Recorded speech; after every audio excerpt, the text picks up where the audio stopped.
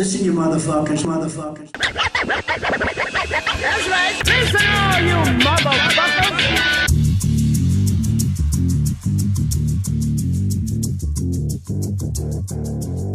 Hello, and welcome to a proper edition of the Liberative Podcast. Today we're going to talk about how the left has won the culture war.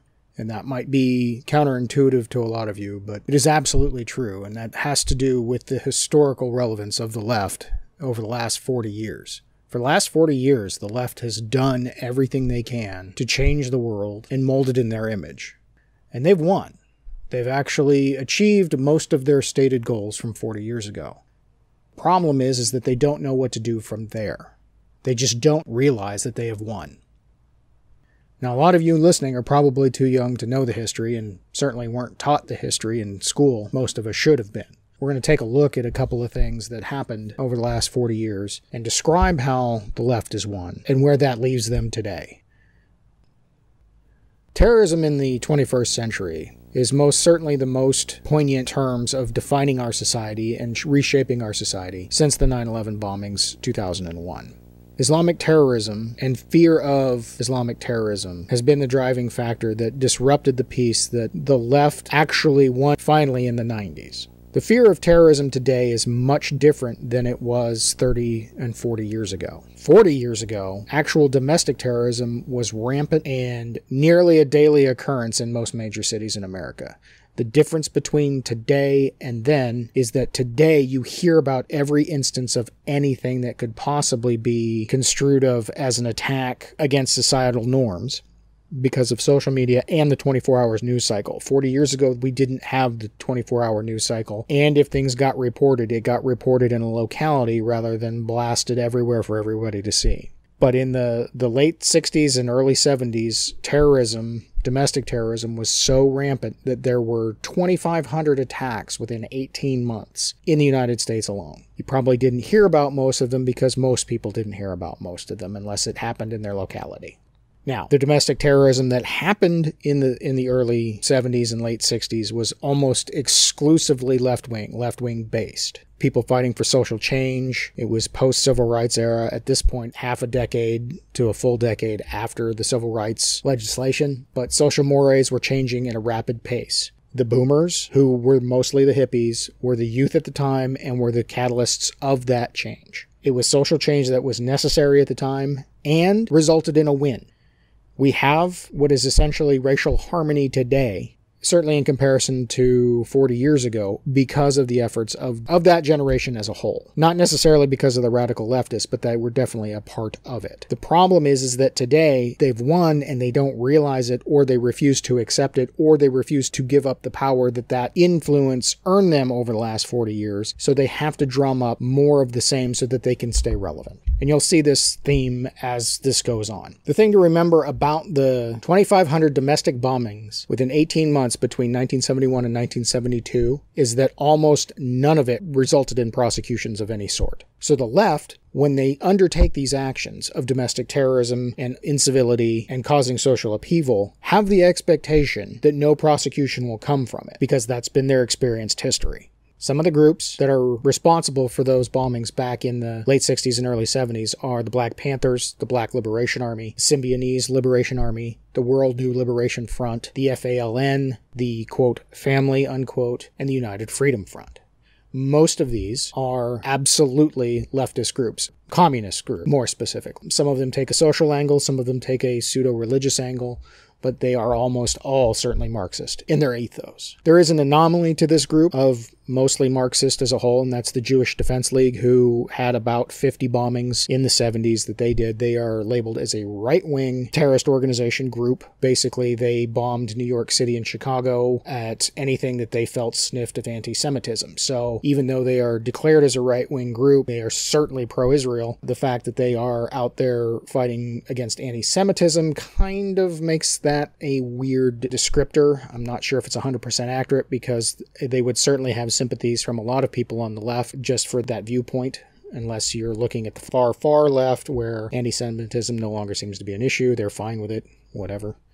Not really going to go there, but it just seems like the zeitgeist of the time leads to the labels being a little bit off center from what we have our own understanding of here today in 2018. The major difference between the bombings and the disruption and the terrorism of mostly plane hijackings and bombings in the late 60s and early 70s and what we see today is the difference in morality. Back then, the boomers, the youth that were active in the social upheaval, felt that their actions were important to undertake and that they were okay with the terrorism that they undertook because their targets were mostly symbolic. They were bombing buildings, they were bombing organizations, and while there is a head count associated with these bombings, the focus was mostly on the symbolism in what the target was. They definitely tried to bomb at a point where casualties would at least be minimized. Not to say that they were completely innocent of the murder, the planned murder, premeditated murder, based on the outcome of their actions, but for the most part it was symbolic, which is different than what you see in Islamic terrorism and the focus today, which is to cause as much strife and harm to human individuals as possible. It's also what you see when you look at the Women's March and what was stated at the inauguration of Donald Trump in 2016, and today with the absolute hysteria taking place at the Capitol building in reference to Judge Kavanaugh's what looks like presumable appointment to the Supreme Court. We're in that 30-hour window at the time of this recording. At the Women's March in Washington on the weekend of Donald Trump's inauguration in 2016, Madonna, the pop star, said, "I have thought an awful lot about blowing up the White House." The difference between her activism and the activism in the late 60s and early 70s is she's considering that she was going to blow up the White House. She's speaking it. She's more vain in her speech, and she's more verbose in her speech than her actions would ever dictate. Do I think for a second that she would actually bomb the White House? No, I really don't. I don't see how that's possible, number one. I don't see that she has any honesty in wanting to do it anyway. It's more of a vain, braggadocious way of saying that she disagrees with the president and the person residing in the White House at this time. The difference there is that she's prescribing a different moral villainy to the person as opposed to the institution.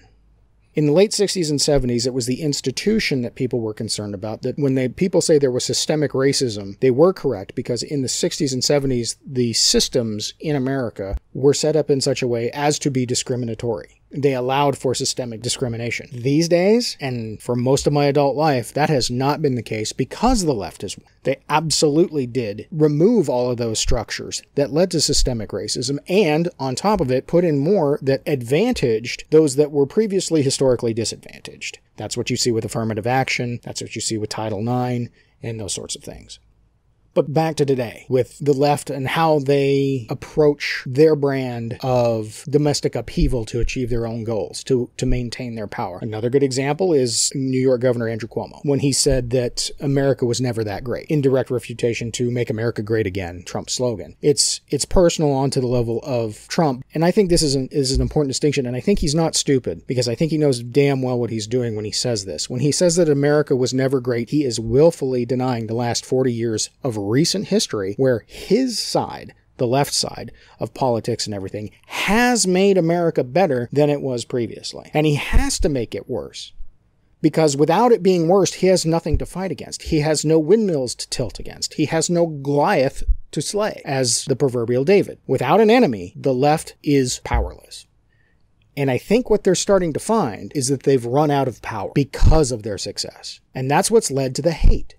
They don't understand that they no longer have control and power. When Hillary Clinton is out there saying that, half of them are a basket of deplorables, she's making a value judgment, a moral judgment of the people that she sees opposed to her, because she has to have a moral high ground so that she has power in order to fight them. That's why when she calls half of America deplorables, that half of America rejects her wholesale. Because we need to be able to say, hey, you're not going to bully us. We did everything you asked. You got everything you wanted. Why are you attacking us? We are not the people that you think we are. We are not immoral. We are not unjust. We gave you what you wanted. Why must you attack? And it's those people that have stopped acquiescing to the bullying and the shaming. That's why they only use shame tactics, because shame tactics for the last 40 years have absolutely worked. You call somebody a racist, you call somebody bigoted, you call somebody sexist, homophobic, whatever. All of that has been accurate for 30 years. The problem is it stopped being accurate 10, 15, 20 years ago. They fixed the problem they were fighting against, because for the most part, America isn't that. It was hardly that to begin with. Not that there wasn't a problem, but even if the problem was 50-50, they took it down to 10-90, and you're never going to get rid of it completely. It's just not possible. Perfection is the enemy of the good, because you're never going to achieve perfection. That's not to say that they don't have some valid ideas today. The problem is the way they approach those valid ideas. They think the cudgel of ad hominem, attacking morality and attacking people's character, is going to reap them the benefits that it historically did in the 60s, 70s, and 80s. It no longer does. They've won, they just don't know it. A good example of this is if you take a look at the shootings in Ferguson, Missouri. You had an instance where not only a lie being perpetrated as truth helped feed the leftist cause, but what you have is the necessary angle of the Black Lives Matter movement. You have a white symbol of authority in the cop versus the black oppressed class in Michael Brown. Never mind the fact that Michael Brown was an intimidating thug who reached for the cop's gun and did about everything you could do wrong in that situation and got himself shot. That fact is outweighed by the moral power that the left assumes in claiming the falsehood of hands up, don't shoot, which led directly to the Black Lives Matter group, which an organization like that is necessary for the left to maintain power. You take in contrast to this shooting a couple of cops, 6, 7, let's say, during the same time frame, of white cops who shoot black perpetrators, 2 or 3 of which were absolutely not acceptable, but for the most part, they do become acceptable in the realms of police work.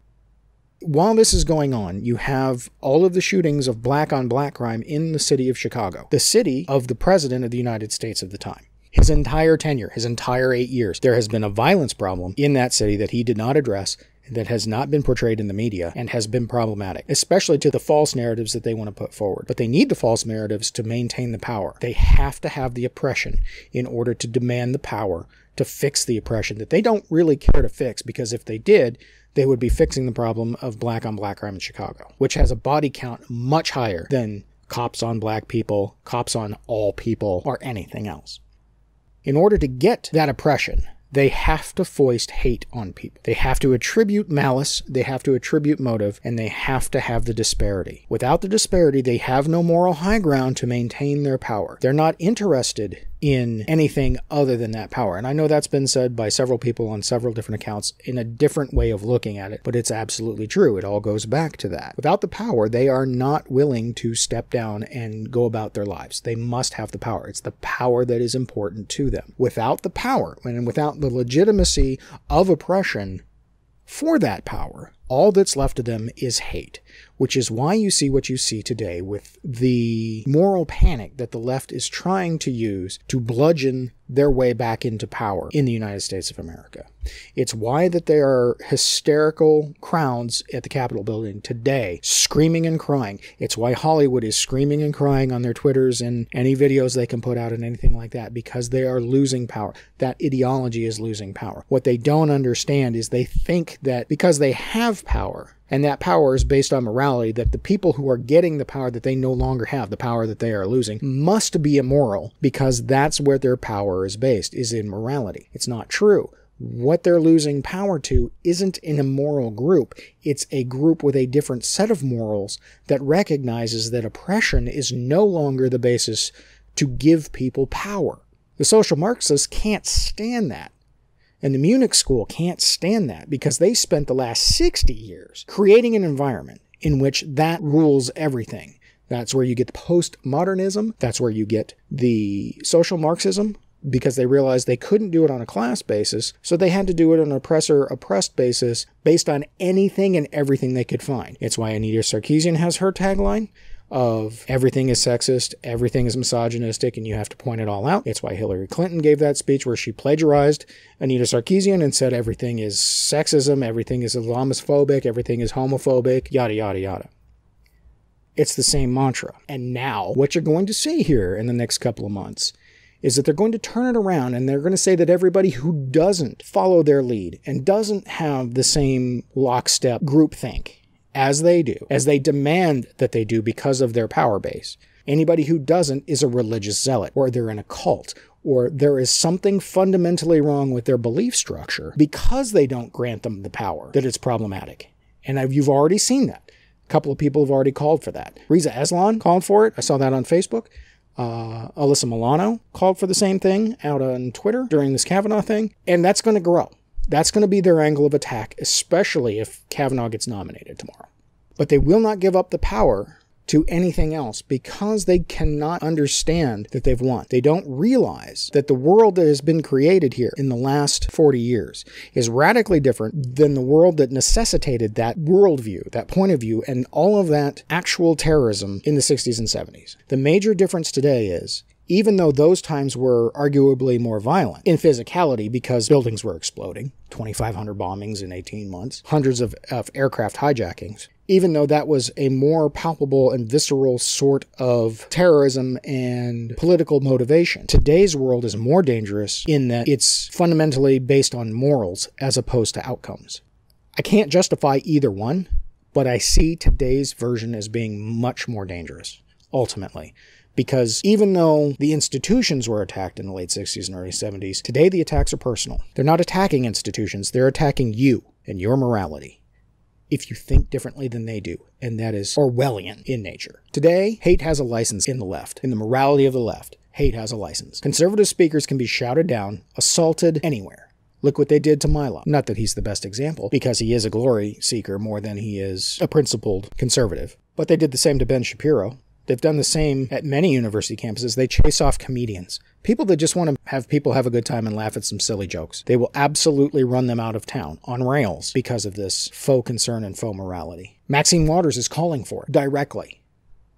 Get in their faces at the department stores, at the gasoline stations, from which you could tell Maxine doesn't buy her own gas because nobody calls them that.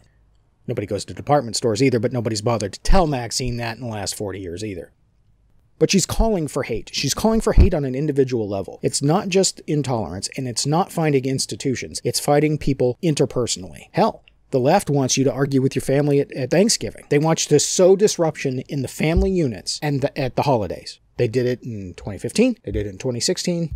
It was less so last year, but I expect it to be doubly so this year because of this Kavanaugh thing. They want you fighting on moral bases with your family on the regular. They want to sow dissension. They're out there arguing that you should divorce your spouse, that you should disown your kids, that you should not defend your loved ones if they're guilty of offenses to the collective. It's very scary today in a way that it wasn't in the 1970s. The great crisis for the left and the source of its angst and hatefulness is its obsolescence, as it's approaching obsolescence. It is obsolete. It's a paradigm that we've won, that they've won, but they don't know it. And they're terrified of not having something to rail against, for not having the dragon to go slay. The dragon is dead, or the dragon no longer exists. Either way, they're Sir George, they've got the damsel, and they don't know what to do now. The story continues despite its climax being over, and they do not know what to do. And the only thing they have left is hate. That hate is un-American. And I think the radicals of the 1960s and 70s would recognize it as such. You don't hate the individual, you hate the institutions that lead to oppression and discrimination, but the institutions no longer discriminate. If anything, they discriminate the other way. And when faced with the fact, most people can't even make the computation of what that means. All they know is that it makes them feel uncomfortable, because that's not what they've been told. That's not how they've been indoctrinated. Everything they know is all of a sudden no longer useful or applicable in the real world. So they have to manufacture demons. The only way to fix this is to accept it. Is to accept the fact that the left has won 99% of the battles that they sought out to win. They've won them. We live in their world. This world that we live in is now the result of that change that they sought to effect. They did it. The question is what do we do for the next 40 years from here? How do we change it? It used to be that they were the left or the liberals. Now they want to be called the progressives because they think that progress has been made. Progress may or may not have been made depending on how you look at it, but it's definitely a different world than when they started. And I think that the name change from leftists or liberals to progressive was indicative of the fact that not only did they win, but they started losing their power and their influence. They needed the rebranding just so that they could maintain influence. A snow job to the weak-minded. And honestly, that's who their philosophies appeal to at this point, is the weak-minded and those who aren't smart enough, aren't astute enough to observe the world in which they live in and apply what they know and how things are going. No, they need to be told what to think. The people who really think understand that they've won and that they're going to have to create something new. And that's where the fear of this Donald Trump populism comes in. If they think Donald Trump is far right, they're out of their minds. If they think Donald Trump is a racist, they're also out of their minds. If they think Donald Trump is anti-gay, anti-LGBTQI+, alphabet soup, whatever, they're wrong. He's the first guy who embraced that as a presidential candidate. It's not Donald Trump that they're rallying against. It's their own loss of power. It's their own loss of influence. It's their own loss of worldview. Because for 40 years, they were told that they were fighting for the oppressed.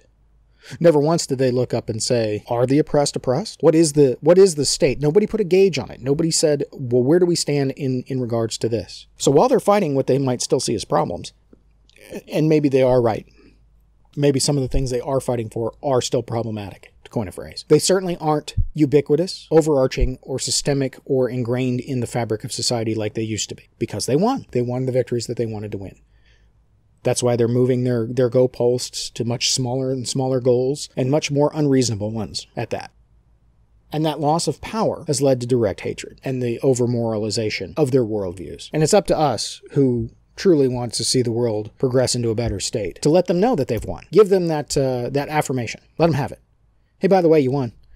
Yeah, we're living in the world that you wanted. You got it. Where do we go from here? Let's fix this. We got to get along, right? They can't accept it. And unfortunately, the institutions that they have built, they've built in such a way that are blind to the success. Education, the media, entertainment. It's all blind. It's all willfully blind to the successes that they've created. I don't know if that's systemic to the people that are involved in these organizations, or if that was built to supplant the organizational racism prejudices that we had before. Now the prejudice is the blindness to what the truth actually is, what reality actually is, and how that plays a part. Most of that's due to postmodernism. I think that has an undue influence, but I'm not going to go into postmodernism here. This one's simply about letting the left know that they won, because they sure don't act like they have.